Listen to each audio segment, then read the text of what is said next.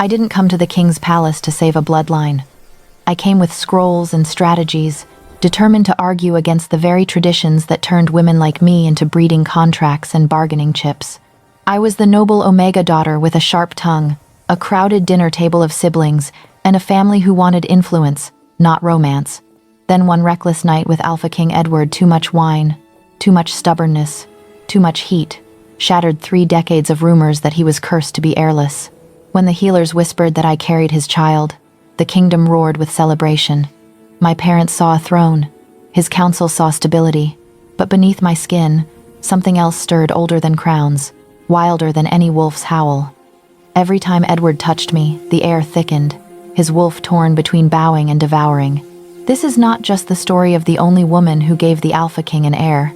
It is the story of the power I carry, the danger we ignite together, and the choice I will have to make between the life everyone expects and the one I dare to claim as my own.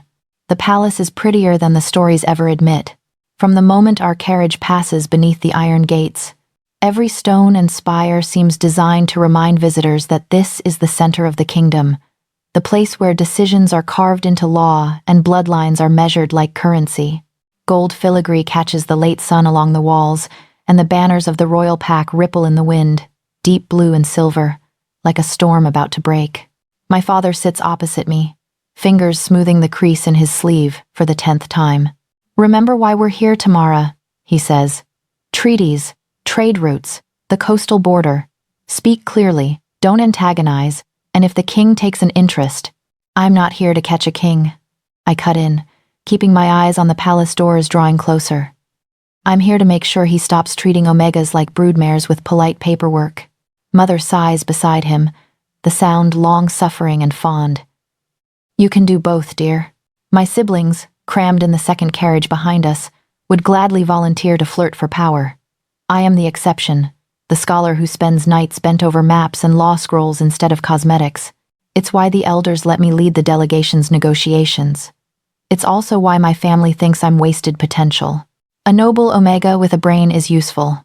A noble Omega with a crown would be legendary.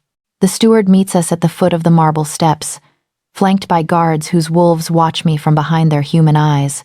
The air smells of polished stone, pine resin, and something harsher beneath it, dominance, tightly leashed. "Lord and Lady Damas," the steward bows. "Welcome. The king awaits you in the Eastern Council Hall." Of course he does. 6 packs are circling each other over trade, territory, and old grudges. The Alpha King doesn't delay when it comes to politics. He delays only when it comes to heirs. The hall is enormous, its arched windows open to let in the fading light. At the far end, beneath an intricate crest of moon and wolf etched into the stone, stands Alpha King Edward. Stories never did him justice. Dark hair falls just past his collar, slightly disordered, as if he's run his hands through it one too many times after a long day of ruling. His shoulders fill the formal black and gold jacket he wears, the embroidery catching the light like molten metal. But it's his eyes that stop me short, storm gray, sharp and distant, with a weariness that says he has seen too much, fought too often, and expects very little from whoever stands in front of him. Except when his gaze lands on me, distant becomes curious. My wolf shifts inside my skin, not with the dizzying lurch of a mate bond, but with a low, alert hum. Not fate, not lightning, just awareness. Heat, slow and deliberate, uncoiling at the base of my spine. I bow with the rest of my family, keeping my eyes lowered just long enough to be polite and no longer. "Your Majesty," Father begins, launching into our prepared opening about trade routes and shared borders. Edward listens, expression unreadable, fingers resting lightly on the back of the chair at his side. Every so often his gaze flickers to me, as if he can feel the way I'm holding my tongue when I want to dissect every outdated clause in the current treaty. When he speaks, his voice is smoother than I expected, deep and quiet. The kind of sound that pulls attention without needing to raise volume. "I've read your proposals," he says. "They bear the seal of your house, Lord Damas, but the hand that wrote them." His eyes lock with mine. "Is not yours." My father's pride bristles, but decorum forces him into a thin smile. "My daughter Tamara led the drafting, Your Majesty. She has a particular interest in structural reforms. Reforms that shave the teeth off the current hierarchy, one of the king's advisors mutters. Reforms that prevent abuses, I reply, before my father can silence me with a look. And strengthen the packs long term. Edward's lips curve, not quite a smile, more like the ghost of one. Let her speak, he says mildly, when my father shifts his weight. I prefer arguments to sycophancy. The room stills, all attention shifting to me. My heart beats faster, but it's the good kind of racing anticipation, not fear. So, I do what I came here to do. I walk forward, laying out the flaws in the current treaties, how Omegas can be revoked from their territories and traded like assets, how border disputes are settled with blood before mediation, how economic dependence keeps smaller packs permanently submissive. I point to clauses, offer alternatives, outline a framework where strength remains honored, but exploitation is curbed. Edward watches me the entire time. His advisors interrupt, questioning my assumptions. I counter calmly, my tone, respectful but unyielding. When one suggests that Omegas naturally belong under male guardianship for their own safety, my wolf bares her teeth, and I let just enough ice into my voice to make the point without starting a war. So protection, I say, only counts if it depends on control? A low sound comes from the king's direction. Amusement, maybe, or approval. By the time the sun has dipped below the windows, we have agreements on 3 minor points and an argument brewing on the 4th. My family looks simultaneously pleased and anxious. They came hoping to impress the king. They did not expect me to challenge his counsel to their faces. When the formal session ends, Edward dismisses the advisors and invites our family to dine with him that evening. The invitation is delivered with all the neutral grace of a king following protocol, but when his gaze lingers on me, my wolf lifts her head again, ears pricked.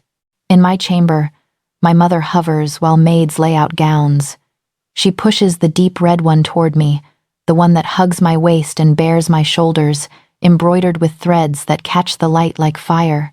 You should make an effort, she says quietly. He noticed you. Everyone saw it. He noticed my arguments, I reply, though my fingers brush the gown's fabric. Not my neckline. Men like him notice both, she answers, not unkindly. And there's no shame in using every advantage. I end up in the red dress. The private dining room is smaller than the hall, lit by clusters of candles that bathe the stone in warm gold. Edward waits at the head of a table laid with roasted meats, fresh bread, and wine dark as ink. Without the full weight of his court, he seems less like a legend and more like a man carrying too many invisible scars. Again, his eyes find me first. Throughout dinner, my parents and siblings steer the conversation toward trade and alliances, dropping cautious hints about family bonds and the advantages of closer ties. Edward listens, polite, but the only time he truly engages is when I contradict his beta over border patrol strategies. It's inefficient, I say, leaning forward, no longer caring how the candlelight paints my throat. You concentrate your warriors along the eastern ridge, but smugglers and raiders with half a brain go around, through neutral zones you don't monitor because they're technically outside your jurisdiction. The beta bristles. We cannot extend our authority everywhere, Lady Tamara. You already do, I counter. You just pretend not to, so you don't have to take responsibility when things go wrong. A dangerous silence falls. Then Edward laughs. It's low, surprised, and real. The sound sends a shiver along my skin, my wolf pressing closer to the surface, curious. Finally, he says. Someone willing to say it plainly. The conversation shifts. He starts asking me direct questions about my research, about Omega councils I've attended, about the small reforms I've helped pass in neighboring packs. Each time our fingers brush reaching for bread or wine, something flares between us. Not the overwhelming pull described in mate legends, but a steady, growing current, heat that pools low in my belly, an awareness that makes the room feel smaller, the air thicker. When my father excuses himself and takes my siblings with him under the guise of allowing the king to rest, they leave me behind like an offering. Edward doesn't send me away. Walk with me, he says instead, pushing back his chair. The corridors are quiet at this hour, the flicker of torches casting moving shadows across the stone. From somewhere distant, a wolf howls lonely, resonant. You challenged my beta, he says after a while, hands clasped behind his back. Most people would consider that unwise. Most people don't invite me to dinner twice, I answer. You said you preferred arguments to flattery. He glances sideways at me, eyes glinting. And what do you prefer, Lady Tamara? I should say reforms, treaties, autonomy. Instead, my gaze lingers on the line of his throat, the way the torchlight catches in his hair. Honesty, I say, voice softer than I intend. Even when it's inconvenient. We stop at an open balcony, the night air cool against my heated skin. Below, the training grounds are empty, the city beyond the walls a scattering of lights. It's been a long time, he says quietly, since anyone spoke to me without fear of my title. There's loneliness in that admission, buried beneath alpha steel. A man who can command a room with a look, yet stands here now like he expects me to step back, to remember who he is and retreat. I should. Instead, I step closer. Your title doesn't intimidate me, I murmur. Your policies do. His mouth curves again, that almost smile pulling at the corner. You really would rewrite my kingdom from the ground up, wouldn't you? If it meant Omegas weren't traded like livestock? I meet his gaze head on. Yes. Our eyes lock, and something shifts. Not a lightning strike. A tide turning. My wolf stirs, stretching, recognizing something in him she doesn't quite have a name for. His scent, pine, smoke, clean steel, wraps around me, settling under my skin. The air between us hums, charged, intimate. Tamara, he says, my name a rough edge on his tongue. I feel it then. Not fate slamming into place, but possibility. A door opening I have no business stepping through. I step anyway. Later I will blame the wine, the long journey, the way the world feels suspended up here, like the rules below can't quite reach us. But in that moment, when his hand lifts to brush a curl from my cheek, when his fingers graze my skin and every nerve ending flares awake, logic falls away like a discarded cloak. I reach for him. The first kiss is a question. The second is an answer neither of us will be able to take back. By the time his mouth claims mine fully, by the time my hands are fisted in his jacket and his body presses me gently, inexorably, against the stone, the careful distance I swore to maintain has burned to ash. Heat roars through me, my wolf keening in fierce, bewildered delight as his dominance wraps around us, not crushing but sheltering. There is no bright flash of destiny, no celestial sign, just the slow, devastating realization that I am losing the argument I never meant to start, the one between my principles and my desire. That night, passion overrides logic, and the world, though it doesn't know it yet, begins to change. The first time I vomit, I blame the stew. It's easier than admitting that the smell of broth and onions, something I've eaten since childhood, suddenly turns my stomach so violently I barely make it to the basin. My youngest sister, Livia, hovers in the doorway, eyes wide. Tamara, are you sick? Apparently, I rasp, rinsing my mouth. Tell Mother to burn that stew recipe. But the nausea doesn't leave with the meal. It lingers, curling at the edges of my days, morning, noon, and night, accompanied by a bone-deep fatigue that even strong tea cannot shake. At first, I try to ignore it, burying myself in scrolls and trade reports to avoid the memory of a balcony, a king's mouth on mine, his hands on my hips as the world fell away. Ignoring becomes impossible when the healer presses cool fingers to my pulse, then to my lower belly, and goes very, very still. Again, she whispers, more to herself than to me. She repeats the test's herbs, a copper charm that warms in her hand, the old chant every Omega child is taught to dread and secretly dream of. When she meets my eyes, her own are shining. You're with child, Lady Tamara. For a heartbeat, the world goes silent. Not just with child. With his child. I sit there on the edge of the cot, staring at the woven rug as if it might rearrange itself into a different answer. My wolf is a low, stunned presence in my chest, not unhappy, just startled, like she took a step in the dark and found herself on the edge of a cliff. That's not possible, I say finally, my voice hoarse. He hasn't, no woman. The healer swallows, choosing her words carefully. It has been many years since anyone has carried the king's offspring, yes. But there is no mistake. Your body knows what it holds. When my parents hear, there is no silence. There is sound, explosive, jubilant, relentless. Mother cries first, hands over her mouth, then pulls me into a hug so fierce my ribs protest. Father's composure cracks like thin ice. He laughs, an astonished, broken sound, and grips my shoulders as if I might vanish. Our daughter, he says, eyes bright, carrying the Alpha King's heir. By evening, the entire estate hums like a disturbed hive. Servants whisper in hallways.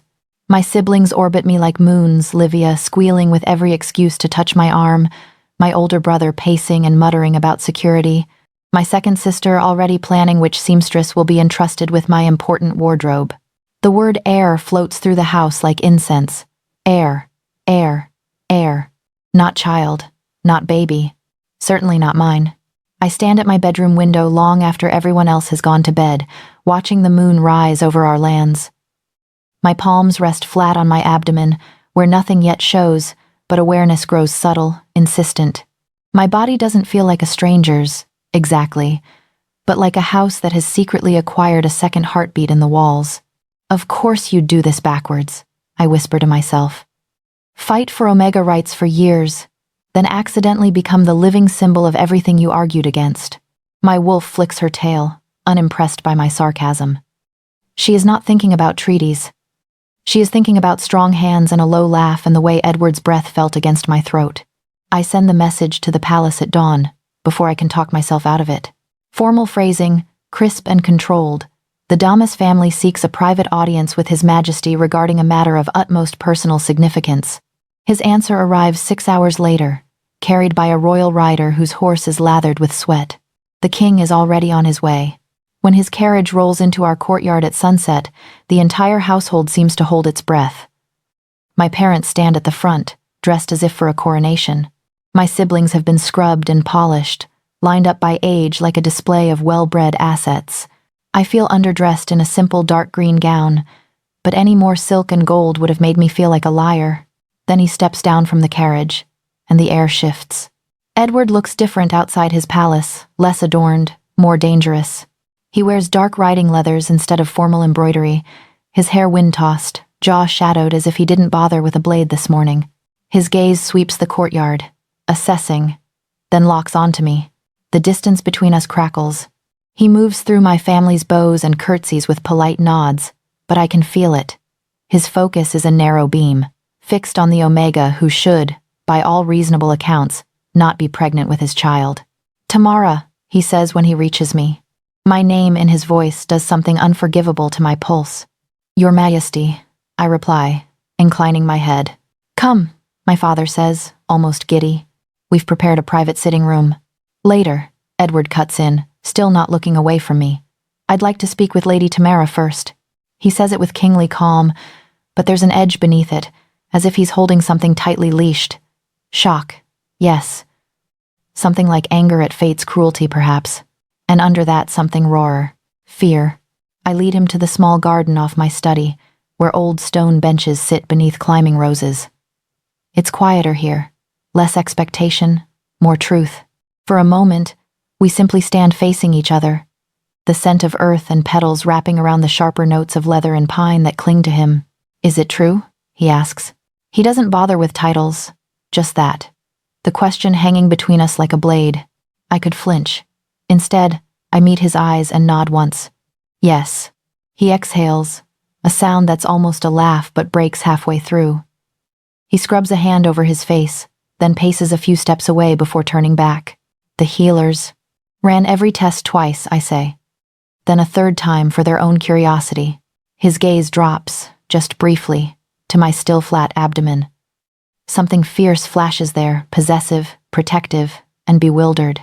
His wolf stirs behind his pupils, the gray darkening, widening, then retreating. I don't understand, he admits. Decades of nothing, dozens of attempts. A flex of his jaw at the word. And then one night with the woman who spent half the evening arguing against my traditions, and suddenly the impossible, I say quietly. His eyes flick up to mine. For a moment, neither of us smiles. Then his hand lifts, hesitates in the air between us. May I? The question shouldn't make my throat tight, but it does. I nod, and he steps closer, the warmth of his body brushing my skin even before his palm touches my lower stomach. The instant he makes contact, something happens. Heat floods outward from his hand, not sharp, but deep, a slow, rolling warmth that spreads through my abdomen, my chest, my limbs. My wolf jerks awake, ears pinned back in startled awe. The air thickens, humming, like the moment before a storm breaks. Edward inhales sharply. "Do you feel that?" I whisper. His fingers twitch against me. His wolf surges, pushing at his gaze until I can almost see fur in the gray. For one dizzy second, I think he might drop to his knees, not to me, but to whatever stirs between us. "There's something different about you," he murmurs, voice low, almost reverent. I felt it that night. I thought it was chemistry, stupidity, a rough huff of breath. But this, the warmth pulses again, a gentle thrum that answers the rhythm of his touch. Not painful, not frightening, just other, ancient. I force myself to step back before I sway into him. "That's new," I say, wrapping my arms around myself. "So if you have theories, I'd love to hear them before the healers start calling me a miracle and my family starts calling me a ladder." The corner of his mouth lifts, faint and strained. "Your family is already plotting coronation colors, I imagine. You have no idea." I glance toward the house, where shadows move behind the curtains. "They want me at the palace before my next cycle. Secure your place," my mother says. "The kingdom will expect their future Luna to be visible," my father adds, as if my body is a treaty they just signed on my behalf. "And what do you want?" he asks. The question lands like a challenge. I look back at him, the haunted king, the kingdom calls barren, the man who laughed when I called his policies inefficient, the alpha whose touch just woke something I don't have a name for.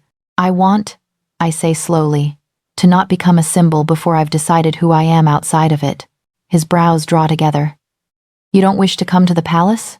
"I'll come," I answer. "For the pregnancy, for the healers, for whatever this is."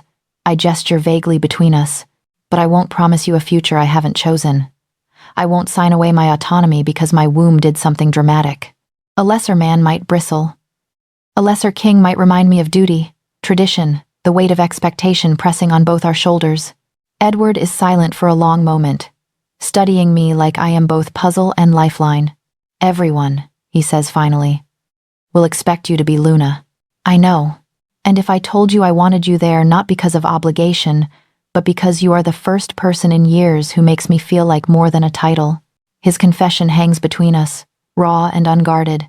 My heart stutters. The warmth from earlier still lingers under my skin, as if his touch branded me not with ownership, but with some shared, inexplicable energy. "Then I'd say," I reply softly, "let me get through growing a tiny impossibility inside me before we plan the rest of my life." His laugh is quieter this time, but real. The lines of tension around his mouth ease.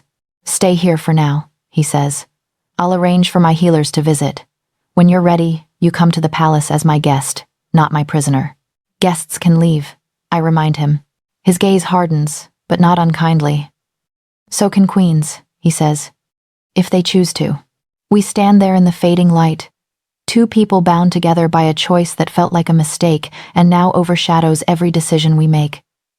The impossible beats softly between us, unseen but undeniable. I don't take his hand again. But when he leaves, long after my family has toasted themselves into a stupor, the echo of his touch still burns against my skin, and the warmth in my belly pulses once, twice in quiet answer. Impossible. And just beginning. The palace changes around me before my body ever shows it. At first, it's small things. Healers who used to breeze into my rooms with efficient smiles now linger at the threshold, as if crossing onto my carpets requires courage. Their hands are gentle but hesitant, their brows pinched when they press cool palms to my stomach and close their eyes. "The heartbeat is strong," one murmurs. "The energy is unusual," another adds, voice barely above a breath. They never say wrong. They say words like remarkable and unprecedented and fascinating, the way scholars speak about storms they're watching from a safe distance. Only this storm is under my skin. By the end of the second month at the palace, my belly has begun to curve, a subtle swell that tightens my gowns and makes my sisters squeal in their letters. I feel different, too warmer, like there's a small sun buried low inside me. Sometimes it's comforting, a soft glow. Sometimes it flares without warning, a hot, humming pulse that makes my wolf sit up and pant. The first time Edward truly feels it, we're not alone. We're in his council chamber, surrounded by maps and advisors, arguing over patrol routes again. I'm winning. His beta hates that. Edward is leaning over the table beside me, one hand braced on the wood, the other resting absently against my side in a proprietary, absent-minded way that still sends a thrill through me. A flare rises, sudden and fierce. Heat floods outward from my core, not painful, but dense, a wave that rolls through muscle and bone. Edward's hand slides instinctively down to my stomach, trying to soothe. The moment his palm settles over the curve, his body jolts. He inhales sharply, muscles locking, eyes going wide. The chair behind him skids a fraction as his stance shifts. For a heartbeat, I feel it too, like his touch completes a circuit. Energy surges up through his arm, across his chest, and back into me, looping, building. Your Majesty? His beta asks, frowning. Edward snatches his hand back as if burned. I'm fine, he says, voice a little rough. His gaze darts to my face, questions blazing there. Are you? Did you feel that? What was that? I force my breathing to slow, my fingers curling around the edge of the table until the wood bites my skin. I need air, I say lightly. The maps are suffocating. He dismisses the council without further explanation. No one argues. They're too busy pretending they didn't see their king flinch from a pregnant Omega like she was a live wire. The moment the doors close, he turns to me. What was that? He demands, low and urgent. You tell me, I counter, equally shaken. You're the one who nearly leaped out of your skin. He searches my face, then, without asking this time, presses his hand gently to my belly again. The surge returns, but controlled, slower. It's a steady, vibrant thrum that pushes against his palm like a second heartbeat made of warmth and static. My wolf presses forward, ears flattened in wary respect. Edward's eyes darken, his wolf crowding the surface. Spirits, he whispers. It's like touching pure alpha essence. And that means what, exactly? I ask, even as my body leans unconsciously into his touch. It means, he says, fingers splaying, that whatever is inside you is more than blood and bone. Our attraction sharpens like a blade. It was always there, simmering beneath every argument, every shared look across a crowded hall. But now it's threaded with something new, an awareness that our bodies, when they come together, don't just spark, they awaken. Every time he kisses me, the energy stirs. In the library, when his mouth claims mine between stacks of dusty law texts, the chandeliers above us tremble. In the shadowed alcove behind the throne room, when his hands slide under my bodice and his lips trace the curve of my throat, the torches flare, their flames elongating, guttering, then steadying as if they, too, are fighting for control. Tamra, he groans once, breaking away, forehead pressed to mine. If the palace burns down, your father will kill me. Then stop kissing me in public corridors. I manage, breathless. He doesn't. It's worse better when we're alone. One night, the moon is high and full, casting pale light through the windows of his private chambers. My back is against his sheets, the dark fabric cool against my overheated skin. His hands are reverent, tracing the new curve of my belly, his mouth worshipping every inch as if it's sacred. Tell me if it's too much, he murmurs. I'll tell you if it's not enough, I whisper back. When he slides into me, carefully, slowly, the world narrows to his body and mine, and the steady, solid weight of him. Our movements are unhurried, almost ceremonial, as if we both understand that this is no longer just sex, no longer just stolen indulgence. It's an invocation. The warmth inside me swells with each thrust, rolling like a tide. I can feel it waking, stretching, tasting the edges of the vessel containing it. My skin prickles, my vision blurs. Edward's eyes hold mine, gray, gone, almost black. His wolf not just present, but kneeling at something unseen. Do you feel it? I gasp. Yes, he says, voice hoarse. Spirits, yes. The pulse becomes a rhythm, syncing with our bodies. With every glide of his hips, the heat climbs, traveling up my spine, spreading through my veins until my fingertips tingle. I arch, clutching at his shoulders, nails digging into his back. And then something vast stirs. Not the small, fluttering movement I've come to associate with the baby.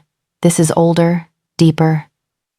A slow, immense turning, like a great beast shifting in sleep. For a second, it feels as though the bones of the world themselves are adjusting under us.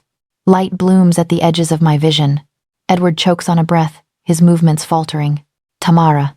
I look down at where our bodies join and see it. My skin, faintly luminescent, as if moonlight has seeped beneath the surface. Not bright enough to illuminate the room, but enough to halo us in a soft, unearthly glow. By the ancestors, he breathes, staring. Awe, desire, and fear war in his expression. His hips snap forward once more, helpless, and pleasure tears through me, riding the crest of that power. When release hits, it's not just mine.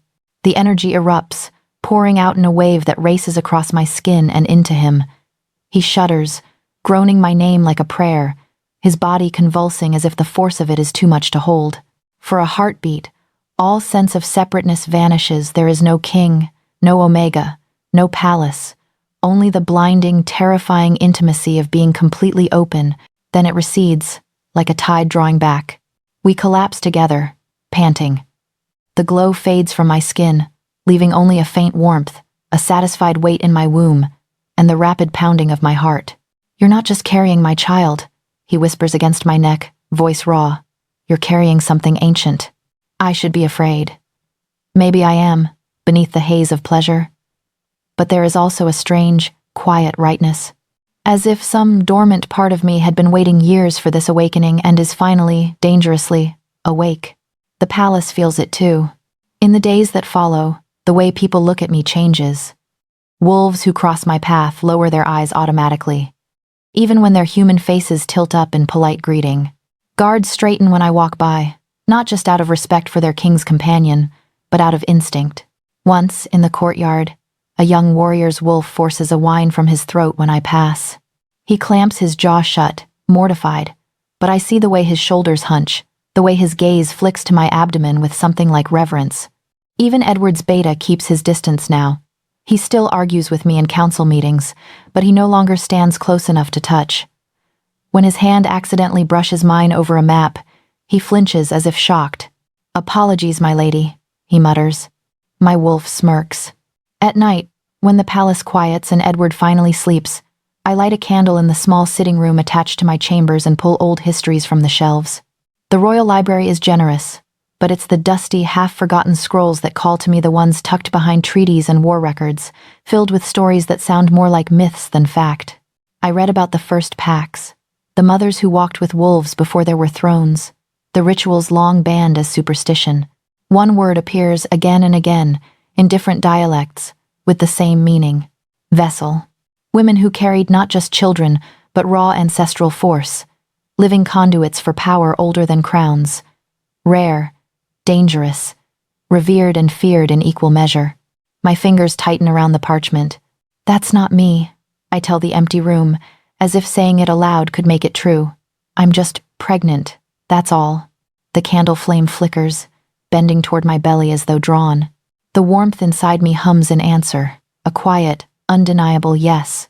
In the corridor outside, somewhere far below, a lone wolf howls a long, shivering note that trembles through stone and bone, as if the whole palace is holding its breath, waiting to see what, exactly, I am becoming.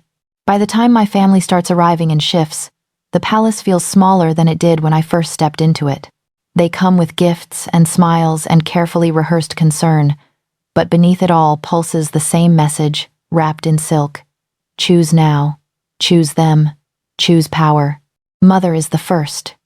She sweeps into my sitting room with the confidence of a woman who has birthed 5 children and negotiated 3 land disputes without ever raising her voice. "You look pale," she says, kissing my cheek, then immediately pressing a hand to my belly, as if she owns the right to feel what moves there. "But radiant, that's good. Heirs are supposed to make their mothers glow. I feel more like a lantern someone forgot to switch off," I mutter. She ignores that, sinking gracefully into the sofa opposite me. "Tamara, we need to talk about formalization." I knew it was coming. Still, my shoulders tense. "Mother, you're carrying the heir," she says, cutting neatly through my protest. "The only heir this kingdom has seen in decades. Do you understand what that means? It means I throw up every morning and can't see my feet anymore. I answer. Beyond that, I'm aware there are expectations. Expectations? Her eyes flash.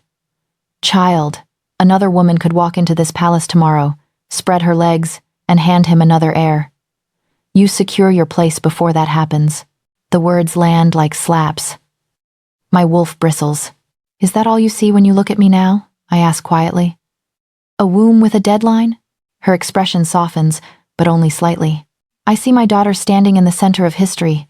You fought so hard for a voice, for Omegas to be taken seriously. As Luna, you could rewrite everything you've ever complained about. As Luna, I say, I could also become a symbol they trot out when convenient and silence when I say something they don't like. Only if you let them, she replies briskly. And you are not the type to be silenced. She leaves me with a stack of letters from extended relatives and a list of names for potential Luna ladies in waiting, for when you finally come to your senses. The room feels crowded long after she's gone. My siblings are worse. They arrive 2 days later in a whirlwind of laughter and perfume, filling my chambers with noise and familiarity that makes my chest ache. Livia flings herself onto my bed, hands immediately reaching for my belly. Do you think he can hear me? She asks, pressing her ear to my skin. Hello, tiny future tyrant. Your aunt insists you'll love her best. My brother leans against the window, eyeing the guards in the courtyard below. You should ask for your own personal battalion when you're Luna, he says casually. Not just for security, but leverage. Whoever controls your detail, controls the whispers. My other sister unfurls a roll of parchment covered in neat handwriting. I've drafted some possible initiatives you could propose once you're formally introduced, she announces. Reforms always go down easier when presented as, for the good of the royal pup. People love a sentimental hook. Everyone has plans for my life, I say, rubbing my temples. It's amazing any of you remember I'm the one actually living it. They exchange glances. Tam, my brother says gentler, we're not trying to trap you. This is an opportunity we never thought we'd have. You never thought you'd have.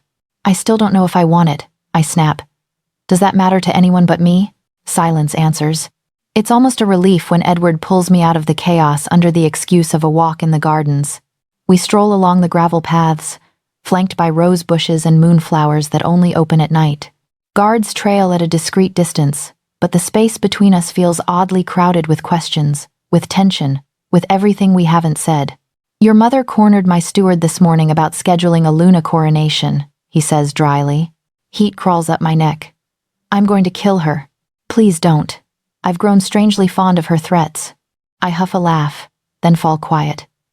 The gravel crunches under our boots, the scent of flowers layered over the ever-present tang of his dominance. My hand drifts, by habit now, to the side of my belly that's become the baby's favorite kicking ground. Edward notices. What do you want, Tamara? He asks finally. Not your family, not my counsel. You. It's a simple question. It feels like a cliff edge. I say slowly, this child to be safe. I want Omegas to stop being treated like breeding contracts. I want to use every bit of leverage this situation gives me without waking up one day and realizing I've become a symbol instead of a person. His jaw flexes. And being Luna automatically makes you a symbol. It makes me property, I say quietly. Unless everyone involved works very hard to make it something else. We stop under an archway, dripping with ivy. He turns to face me, gray eyes storm bright. I won't chain you, he says. I won't ask for vows you don't give freely. But the kingdom needs stability. They will push for a title, for a ceremony, for us. His hand lifts, hovers near my cheek, then drops. I want you here because you choose me, not because your family bullied you into a crown. And if I never choose it, I ask. If I stay as I am, mother of your heir, partner in policy, but not Luna? He considers that, shoulders heavy with weights I can't see. Then we weather the whispers, he says, together. It should comfort me. It almost does. But the power inside me has no patience for politics. It grows louder every day. Now, when Edward brushes a hand along my spine in passing, the candles in the hall flare high, their flames stretching like they're reaching for us. When he kisses me in my sitting room, the windows rattle in their frames, a faint, shuddering vibration like distant thunder. His wolf reacts the most. Once, in the library, He cages me against a shelf, mouth hot on mine. The moment his palm curves over my stomach, a low, involuntary whimper tears from his throat. Not from the man, but from the beast. His eyes flash, his body bowing instinctively, as if some ancient part of him wants to prostrate itself before what I carry. "Edward," I breathe, cupping his face. "Look at me." He drags his gaze up, fighting for control. Desire burns there, yes, but threaded through with something like reverence, fear, worship. "This is getting worse," he rasps. "Or better." I can't decide. "Both," I say. "Definitely both." We try to be cautious. We fail. The breaking point comes one stormy evening, rain hammering the windows while the palace hunkers down around us. We're in his chambers, the fire throwing restless shadows across the walls. I'm pacing, restless, skin buzzing, that inner heat coiling tight and demanding release. I feel like I'm going to crawl out of my own body, I admit, pressing a hand to my lower back. If one more healer tells me to rest and breathe, I might set them on fire with my mind. "I'd pay to see that," he says, voice rough. He's been pacing too, tension coiled in his shoulders, shirt half unbuttoned as if even fabric feels like too much restraint. When I turn, our eyes lock, and the air between us snaps. We cross the distance at the same time. The kiss is not careful. It's hungry, messy with need. His hands frame my face, then slide down, gripping my hips as if he can anchor us both. I clutch at his shoulders, dragging him closer, my body already arching, begging for more. "Tamara," he warns against my mouth. "The last time." "I know," I pant.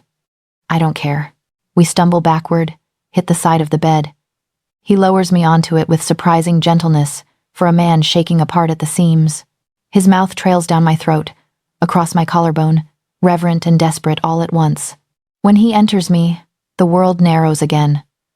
The power responds immediately, rising like a tide, drawn to the friction, to the intimacy. Each movement feeds it, and it feeds us in return, amplifying pleasure until it's almost unbearable. "Slow," he grits out. "We have to." "I can't," I gasp. "Edward, I can't." The energy crests. For one terrible, glorious second, I lose the last thread of control. It explodes outward. The blast is silent but immense raw force bursting from my core in a shockwave that hits everything around us. The fire roars high, then extinguishes completely, plunging the room into darkness. The bed shudders.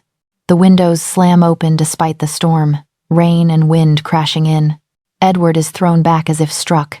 He sails off the mattress, hits the far wall with a heavy thud, and crumples to the floor.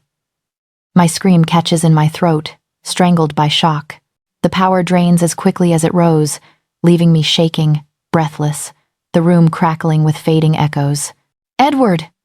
I scramble to my knees, panic slicing through the remnants of pleasure. "Spirits! Are you—" A groan answers me. He rolls onto his back, wincing, one hand over his ribs. "Remind me," he mutters, voice strained, "to never anger you in a room full of sharp objects." Tears prick, my eyes relief, terror, fury all tangled. This isn't funny. His gaze finds mine in the dim light. Even bruised and winded, he manages a crooked smile. "It's a little funny." I crawl toward him, every muscle trembling. "You could have been hurt." "I'm fine." He grips my wrist, thumb stroking my pulse. His expression sobers. "You, on the other hand," "I lost control," I whisper. "I didn't mean to, it was just too much," he finishes softly. We sit there on the cold floor, rain spattering through the open windows, our bodies still humming with the aftermath. I press my palm to my belly. The child moves, a reassuring kick. The power hums, low and satisfied, like a beast that just stretched its limbs for the first time in centuries. "We can't keep doing this," I say, voice raw. "Not like this. What if next time it's not just windows that break? What if it's you? What if it's me?" He doesn't argue. His fingers tighten around mine, knuckles white. "And yet," he says quietly, "tell me you don't already want to touch me again." The worst part is, he's right. Even shaken, even terrified, my body still leans toward him, drawn by that same impossible gravity. My wolf presses against my skin, not in blind lust, but in recognition. Sacred, forbidden, ours. I close my eyes. The pull between us is going to get us both killed, I murmur. Or remade, he replies. His thumb traces circles on the inside of my wrist, steady and grounding. While the storm rages outside and the ancient thing inside me purrs, patient and hungry, waiting for the next time we're foolish enough to tempt it. The historian smells like dust and old ink, and somehow that makes me trust him more. He shuffles into my sitting room, leaning on a carved cane, eyes cloudy but sharp, silver hair braided down his back in the old style. Edward insisted on being present. He stands behind my chair like a dark, silent wall, one hand resting on the backrest, close enough that the warmth of him skims my neck. Lady Tamra, the historian says, bowing. Your condition has stirred. Memories. That's one word for it, I answer. The healers prefer anomaly. A dry smile tugs at his mouth. They are creatures of charts and pulses. I am a creature of stories. Sometimes, stories explain what numbers cannot. He lays a leather-bound book on the low table between us. The cover is cracked, the edges darkened by age and too many hands. This is not in the public archives, he continues. These histories were copied privately, passed down through certain bloodlines. Your mother's grandmother requested this copy when she married into the Damas line. I blink. My family knew about this? They knew the legend, he corrects. Not that it would ever matter. Until now. Edward's fingers flex on the chair behind me. Speak plainly, he says, voice low. We don't have patience for riddles. The historian opens the book. On the first page, ink faded to brown, is an illustration. Women standing in a circle beneath a full moon, wolves ranged around them in poses of worship, not dominance. In the center, one woman glows brighter than the rest, light pouring from her belly like liquid silver. Before there were kings, the old man says, there were mothers. Before packs built palaces, they lived by rivers and under trees, guided by those who could touch the raw essence of what we are. We called them vessels, living conduits. My mouth dries. I can feel the power inside me listening, stretching like a cat to the sound of its own name. I've read references, I say. Footnotes. Half a stanza in a song. I thought they were myths. Most people do, he replies. It is easier to worship crowns than wombs. Crowns are visible, wombs are messy. Edward's hand tightens again. What are you saying she is? The historian looks directly at me, and for the first time, his gaze is not kindly. It is reverent, cautious. A bloodline vessel, he says. Your mother's line traces back to the river clans, the first pack mothers. The gift curse, blessing, call it what you will, has lain dormant for generations. Until a compatible spark woke it. His eyes shift to Edward. Your blood, your majesty. Old, potent. The union of your line and hers has not merely created an heir, it has awakened what slept. I wrap my arms around my stomach, as if I can shield the child and whatever else from his words. So the baby is undeniably yours, he says firmly, in every way that matters to succession. But the force moving through Lady Tamara is not the child. It is riding with it, twining around it. Like a parasite, Edward growls. Like a river around a stone, the historian corrects. Shaping it. Being shaped by it. If guided, it could steady what has been fractured between packs for years. There are stories of vessels calming wars with a single howl, or restoring feral wolves who had gone too deep into bloodlust. He pauses. If uncontrolled, it could also shatter minds, drive packs mad, tear the boundary between man and beast until neither survives. The room seems to tilt. I focus on my breathing, on the familiar weight in my abdomen. The baby shifts. A small, stubborn kick. The power hums a low, warning growl. So I'm either salvation or catastrophe, I say, comforting. Edward moves then, coming around the chair to stand beside me. His hand finds my shoulder, heavy and steady. She is not a tool, he says, steel in his tone. And she is not a prophecy. She is exactly what vessels always were, the historian interrupts gently. Women forced to navigate power no one else understands. His gaze softens again. The difference this time is that she does not stand alone. His eyes flick between us, seeing more than I'd like. I will teach you what I can, he tells me.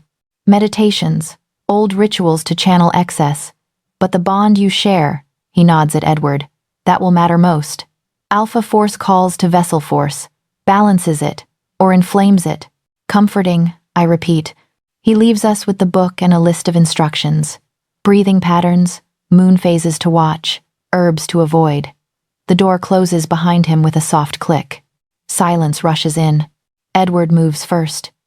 He paces to the fireplace, then back, jaw clenched. The protective aura around him, always strong, has edged into suffocating. We need to restrict access to you, he says. No more open court appearances. Guards doubled. Anyone who wants an audience goes through me. I bristle. You're already checking every servant who comes near my rooms. Now I'll check their grandparents too, he snaps. Tamara, this is not a game. If the wrong person realizes what you are, what I am, I cut in, is pregnant, not a weapon, not a relic to lock in a vault. His eyes flash. You heard him. You could stabilize us or destroy us. There are alphas who would kill you out of fear, others who would try to use you. I won't let either happen, and I won't live the rest of this pregnancy as a prisoner. I fire back. I fought my whole life for Omega autonomy. I will not trade my freedom now because my magic makes you nervous.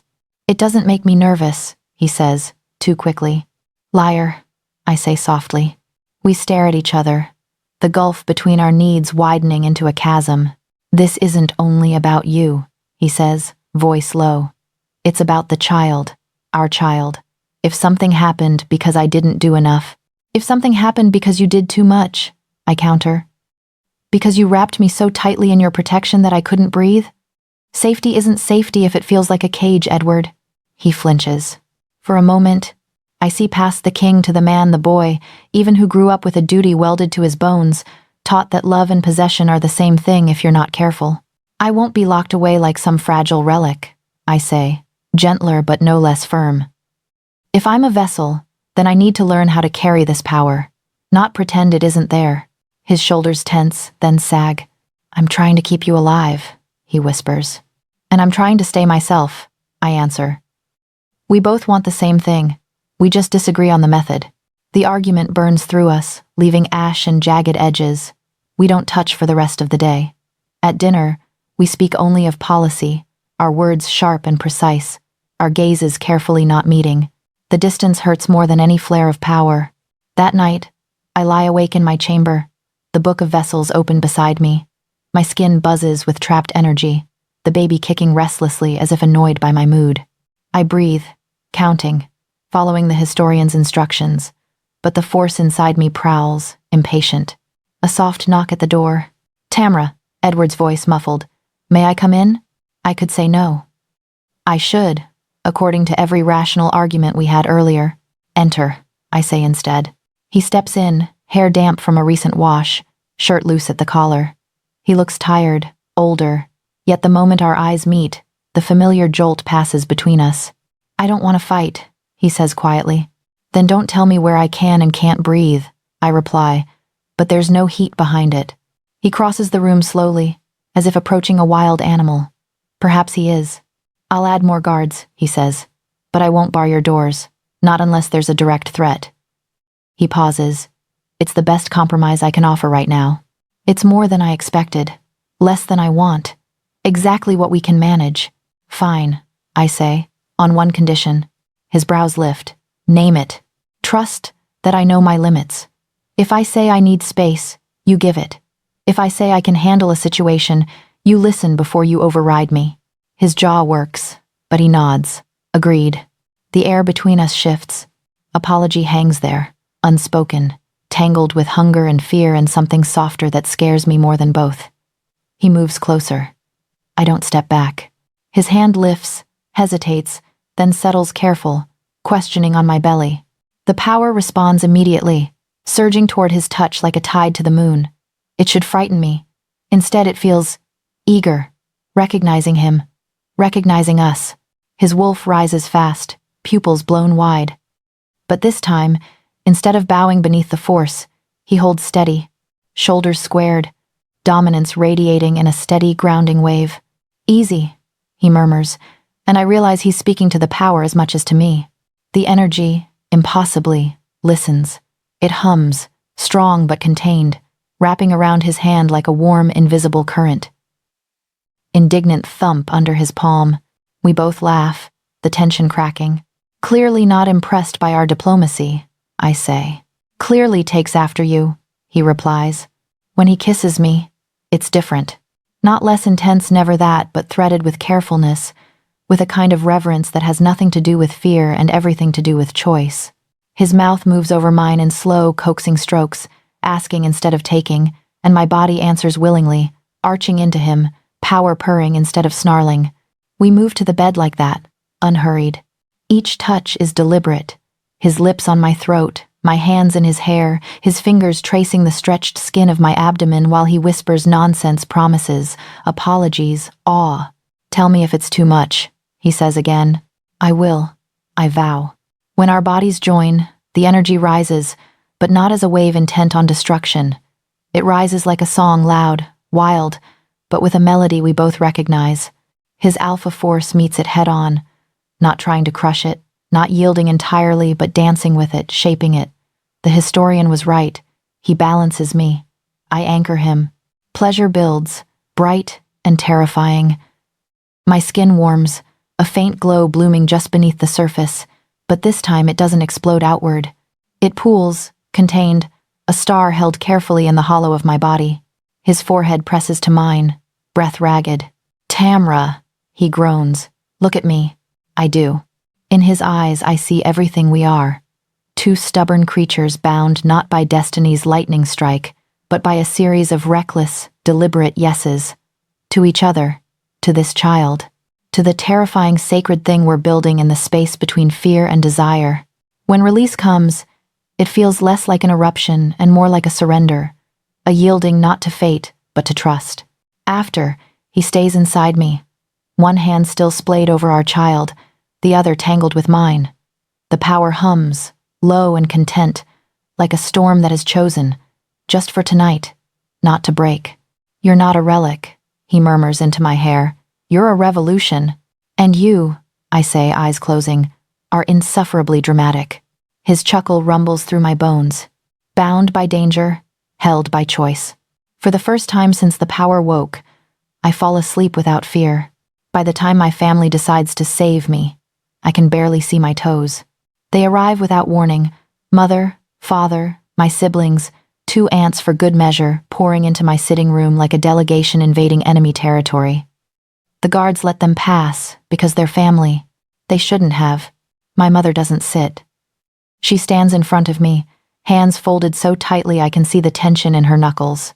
This can't wait any longer, she says. You need to formalize. I rub a slow circle over the taut curve of my stomach, where the baby is wedged firmly under my ribs. Formalize what, exactly? My indigestion? Your status, my father answers. Your position. Tamara, the child could come any week now. The kingdom needs to know you are there, Luna. I laugh, short and sharp.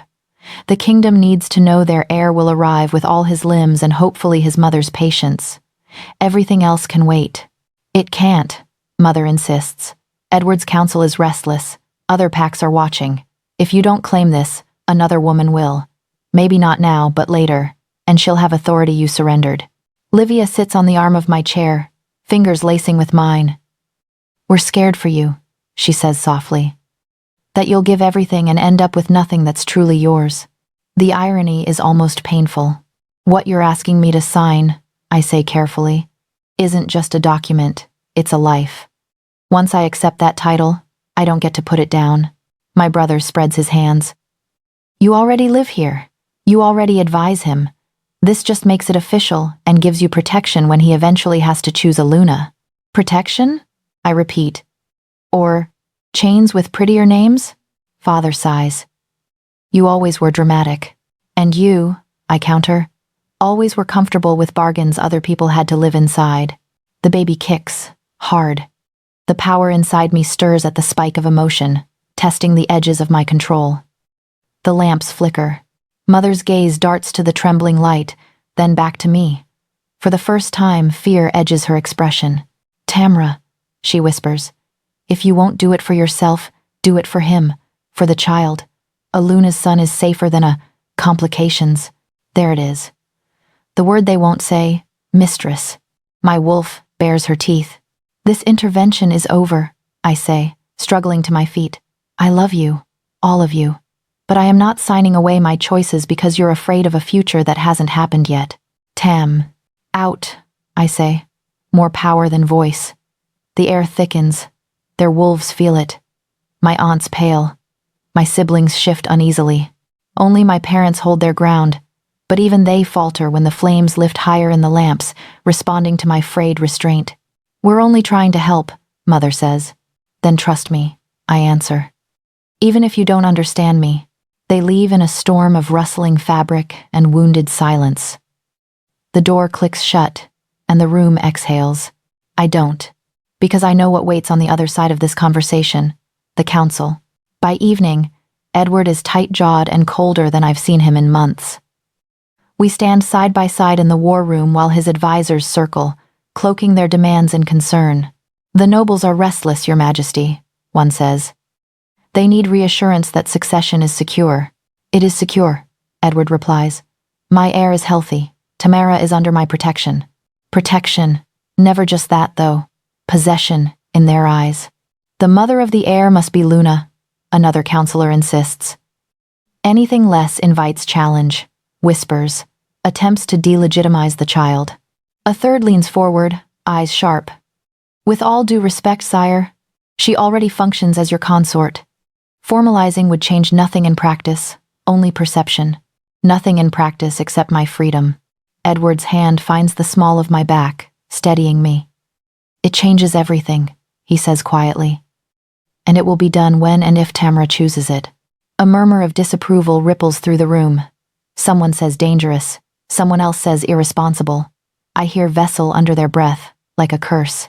By the time the council disperses, tension coils tightly between my shoulders. I can feel Edward watching me, measuring the crack in my composure. Don't start, I say, turning away. I've had a full day of people telling me what's best for me. I wasn't going to tell you, he answers. I was going to ask. That's worse. His chambers are quieter than mine, the fire banked low. He closes the door behind us, the click sounding final. For a moment, neither of us speaks. The space between us is thick with everything unsaid. Fear, frustration, the memory of my family's pleading faces and his counsel's thinly veiled threats. You heard them, I say finally. You heard my parents. This would be easier for everyone if I just said yes. Everyone but you, he counters. Maybe I'm being selfish. Good, he snaps. You should be. No one else is being selfish on your behalf. I sink onto the edge of his bed, one hand at the small of my back. The entire kingdom is pressing on me from all sides, Edward. I'm tired. I'm scared. And I'm trying not to make a decision I'll resent for the rest of my life. He comes to stand in front of me, taking my chin gently, tilting my face up. His expression is raw, stripped. What if you resent me, he asks, for not being enough to make this worth it? My breath catches. That's not, isn't it? His thumb strokes my jaw, careful, trembling.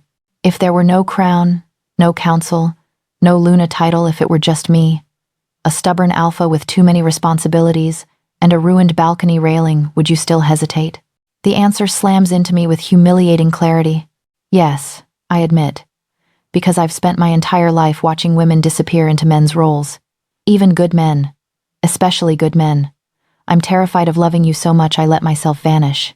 His eyes close briefly, like the words physically hurt. When he opens them, something has shifted.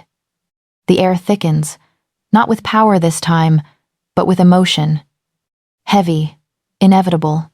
I love you, he says. The room goes very still. It's not grand or poetic. It's hoarse and quiet, dragged from a man who has held himself together for so long that the act of unraveling looks almost painful. He lets his hand fall, stepping back as if giving me room to run. Not because of the child, he continues. Not because of what you are, or what you can do for this kingdom. Spirits, Tamara, if you had walked out of my palace after that first night and never sent word again, I would have spent the rest of my life wondering when exactly I lost the chance to deserve you. Heat stings my eyes. The power inside me reacts, surging eagerly to the intensity, pressing against my ribs. Don't, I whisper. Don't say that if you don't. I love you, he repeats, firmer. I love the way you challenge me in council and in bed. I love your temper, your mind, the way you talk to my guards like they're people, not furniture. I love that you're stubborn enough to argue with me when everyone else bows. I love you, Tamara, and I need to know. His voice cracks. Do you want this life with me, or am I just another form of cage? The question tears something open inside me. All the fear, all the stubbornness, all the carefully maintained distance crumble under the weight of truth I've been too cowardly to name. I'm afraid, I say. Not of you. Of losing myself. I know, he says. I'm angry, I add, that the moment I love someone, the world demands I prove it by giving up pieces of myself. I know, he says again, softer.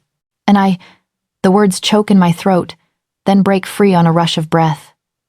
I love you. Spirits help me. I love you so much it makes me stupid. The power surges. Heat flares under my skin, sudden and fierce, racing along nerves, licking at bone. The lamps flare, bright as stars. The fire leaps high, then gutters low, as if stunned. The baby kicks hard enough to make me gasp. Edward's wolf slams against his skin, eyes going wide, fangs flashing briefly. The force between us swells like a storm about to break. I can't. I clutch at my chest, every heartbeat a drum. It's too much. He doesn't hesitate. He crosses the distance in 2 strides, dropping to his knees in front of me, hands bracketing my face. Look at me, he commands, alpha layered over man. I do. His gaze locks mine, steady and fierce. Breathe with me, he says. Match me.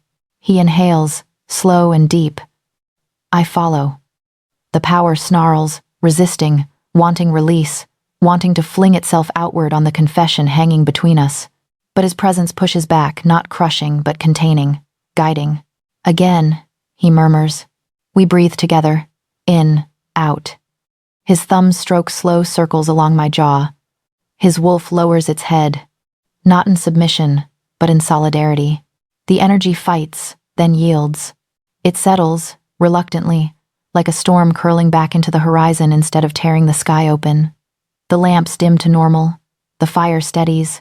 The baby gives a final, offended jab and then quiets. Tears spill over, hot and helpless. You ground me, I whisper. And that terrifies me too. I don't want to be your anchor, he says. I want to be the man holding the rope while you walk the edge of the world, knowing you can come back whenever you choose. That's worse, I say, choking out a laugh. Now you're making it sound romantic. His mouth curves, but his eyes stay serious. We do this together, he says. Your terms, your choice. If you decide you never want the title, I will stand beside you and face down every alpha who questions it. If you decide you want it, we shape it into something that doesn't erase you. And if I can't decide before the baby comes, I ask, then we let the kingdom sit in uncertainty a little longer, he replies. They've survived worse. I search his face, looking for cracks, for resentment, for hidden ultimatums. I find only stubborn resolve, and a love that feels like standing in the center of my own power and realizing someone built a home there without asking for rent. Slowly I nod. I choose you, I say. Not the crown, not the throne. You. And whatever roles we build from there, we build them together. He exhales a shuddering breath, like he's been holding it for months. His hands slide from my face to my hips, then to my belly, palms spread wide. Then that's enough, he whispers. When he kisses me, it isn't a demand or a distraction. It's an answer. The power rises again, but this time it's warm and steady, wrapping around us instead of trying to break free. My body leans into his, not out of fear of falling, but because I finally understand I am not surrendering to a cage. I am choosing a partner who understands the weight of the key. We end up lying sideways on his bed, my head on his chest, his hand never leaving the curve of our child. The lamps burn low, casting us in soft gold. You know this doesn't solve anything, I murmur. My family will still push. The council will still scheme. Of course, he says. But now they push against us, not just you. And that is a very different battle. I close my eyes, listening to his heartbeat beneath my ear, steady, strong, in rhythm with my own, and the smaller, wilder one between us. For the first time, the future feels less like a trap and more like a path I'm choosing with open eyes, ancient power and all. Labor begins with a lie. I'm fine, I tell Edward as another tightening clamps around my middle, stealing my breath. Just a little. The contraction slams all the way through my spine. Uncomfortable. I grit, clutching the edge of the table so hard my knuckles whiten. His eyes narrow. You just bent steel, Tamara. I follow his gaze to the table leg. The metal support has warped under my grip, twisted like soft wax. Oh, I say faintly. That's new. He's bellowing for healers before I can argue. They herd me into the birthing chamber the palace staff prepared weeks ago. All white linens and steaming bowls of herbs, the air sharp with antiseptic and incense. The moment I cross the threshold, the power inside me surges, tasting the space, testing it. The candles flare as if greeting an old friend. Everyone stays calm, the lead healer says, voice a little too high to be convincing. Lady Tamara, breathe with the contractions. Your Majesty, stays. Edward cuts in, planting himself at my side. I'm not leaving. I'm too busy riding the next wave of pain to argue. Labor is nothing like the healer pamphlets. It is fire and stone and a great, grinding pressure, like the world is trying to push a star through too small a doorway. My wolf paces in frantic circles inside me, torn between panic and fierce, wild joy. Each contraction pulls the ancient force tighter. It gathers with the pain, braiding itself into every spasm of muscle. The energy climbs my spine, coils in my chest, burns behind my eyes. The walls of the palace hum faintly, as if feeling every ripple. At some point, I end up on my knees, leaning over the side of the bed, sweat-damp hair sticking to my face. Edward kneels behind me, one arm braced around my shoulders, the other offering his hand. Crush it, he says. I can take it. I do. Power crackles where our skin meets visible. This time, tiny sparks jumping between our fingers. He doesn't flinch. He grips back harder, grounding me. Look at me, he murmurs as another contraction crests. Don't disappear into it. Stay here. I hate you, I gasp. I know, he says, kissing my temple. You can divorce me after this. We're not married. We'll invent divorce for you. The contraction peaks. Pain tears a scream from my throat, and with it, a burst of energy blasts outward. The windows rattle in their frames. Somewhere in the palace, a chorus of wolves howls in sudden, synchronized response. The healers exchange wide-eyed glances but keep working. She's progressing quickly, one murmurs. Faster than expected. Of course she is, Edward says. She's never done anything slowly in her life. Hours blur. Time dissolves into waves, pain, breath, brief lulls where Edward grips my shoulders and we breathe together. Then pain again. Between contractions, the world is oddly sharp. The rough weave of the sheets under my fingers, the salt taste of sweat, the flash of fear in a young healer's eyes before she masters it. Almost there, the lead healer says finally, voice steady. Tamara, you need to push with the next one. That's what I've been doing, I snarl. Now do it angrier, Edward suggests. I would hit him if I could move. The next contraction comes like a tidal wave. I bear down, every muscle straining. The power inside me surges with it, no longer content to be background hum. It rushes to the front, demanding release. Let it ride with you, Edward pants in my ear. Don't fight it. Shape it. I am beyond words. I push against the pain, against the fear, against the knowledge that if I lose control now, I could crack the palace in half. The force rises, a roaring, blinding presence. For a heartbeat, I am the river in the historian's book, the moonlit woman glowing from within. Then something gives. Not in me, in the world. There is a sensation like a door opening. Sound drops away. The pain disappears, not because it has ended, but because something more immense has taken center stage. The ancient force bursts outward, but not as a blast, as a wave, controlled, directed. I feel it move through stone and air, through corridors and towers and into the grounds beyond. It rolls across the kingdom like a silent howl, invisible but undeniable. Every wolf feels it. I sensed them in that instant, thousands of minds flaring briefly in my awareness. Warriors on night patrol staggering as ancestral echoes flood their veins. Elders gasping as they remember, viscerally, what it was to run under untouched stars. Pups sitting bolt upright in their beds, eyes wide, hearing phantom howls layered atop their own. For a heartbeat, all the fractured pieces of the packs align. Alpha and Omega, feral and civilized, rival and ally, every bond, every bloodline lights up, threads in a vast, luminous web. My body is the center, the conduit, the river around the stone. Terror and awe collide in my chest. Then it recedes, obedient as the tide, flowing back into me, leaving only a lingering hum and the echo of 1,000 spine-deep shivers. Sound rushes back. So does pain, but different now. Focused. Sharp. One more, the healer urges. Tamara, now. I roar. Something slick and solid slides free. Hands move between my legs. A wet, furious wail splits the air. He's here. Someone breathes. The prince. He's here. The world narrows to the tiny, squirming body lifted into my line of sight. Blood-smeared, red-faced, lungs already impressive. A shock of dark hair plastered to his head. His features are scrunched and new, but the shape of his mouth, the set of his brow, unmistakably Edward's. My heart cracks open. They place him against my chest, and every part of me that isn't exhausted or shaking or terrified melts. He is warm and heavy and impossibly small. His scent is new and ancient all at once, milk and blood and something wild, clean, like the first breath after rain. The power inside me hushes. Not gone, never that. But quiet, watchful, as if satisfied with what it has wrought. Edward makes a sound I've never heard from him before. A choked, broken noise, somewhere between laughter and a sob.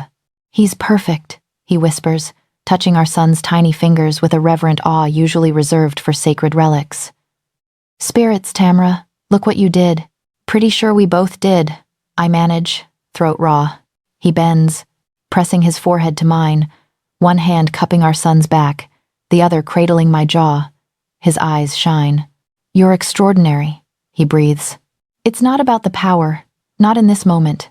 It's about the fact that I am still here, still myself, holding a child who is both legacy and brand new future. Hours later, the healers have gone, the room dim and quiet. The palace is oddly hushed, as if everyone is still processing the echo of that ancestral wave.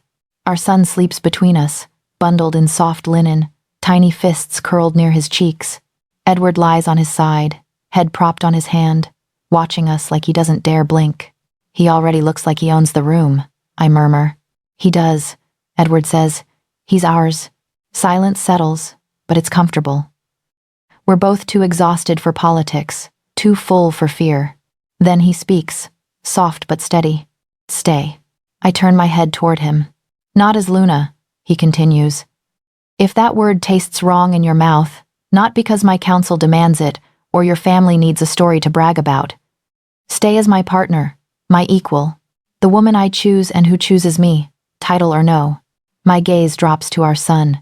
His chest rises and falls in tiny, determined breaths. This creature will grow up watching whatever choice I make. He'll learn what love looks like from how we live it. Love that cages. Or love that builds doors. I think of the girl who arrived at this palace with treaties and righteous anger, determined never to be swallowed by someone else's life. I think of the woman who just channeled a force older than thrones and stayed standing. I look back at the man who has argued with me, knelt before me, held the rope while I walked the edge of my own power. I want reforms, I say. Real ones, written into law, not just whispered in your chambers. Done, he says immediately. I want my own council, Omega voices, scholars, people who don't agree with you. His mouth quirks. You start a rebellion in my own palace and you want me to sanction it? Yes, done, he repeats. I want the freedom to leave the capital when I need to breathe, I add. To visit my family, to walk in forests that don't have your guards at every tree. His eyes soften.